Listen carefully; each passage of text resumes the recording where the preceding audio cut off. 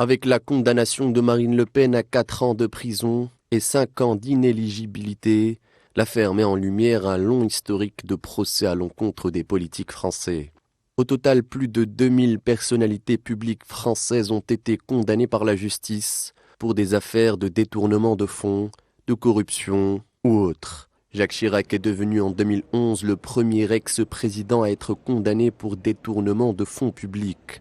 Après lui, Nicolas Sarkozy devient le premier président à être condamné à la prison ferme pour détournement de fonds publics et financement illégal.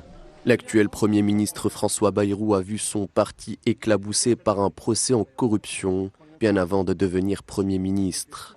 Les affaires de délinquance en col blanc s'étalent sur presque tout le spectre politique français, avec une prédominance à droite et à l'extrême droite. Une histoire politico-judiciaire où les procès se comptent par dizaines. Pourtant, l'écrasante majorité des condamnés n'ont jamais mis un pied en prison. Une question se pose alors chez le grand public. Pourquoi ? En réalité, tout dépend des personnalités mises en cause. Ils peuvent bénéficier d'une immunité judiciaire.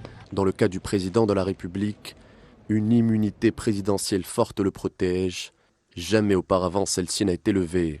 L'immunité parlementaire, elle, protège les députés et sénateurs. Pour sa levée, il faut un vote majoritaire, un jugement politique et subjectif qui précède le jugement juridique. Les aménagements de peine dont bénéficient Nicolas Sarkozy et Marine Le Pen sont un autre outil du système juridique français. En dessous de 2 ans de peine, les condamnés ne sont pas obligés de purger leur peine en prison. L'affaire Marine Le Pen met une nouvelle fois en lumière tout un système politique permettant à des personnalités publiques de ne jamais voir les murs d'une prison.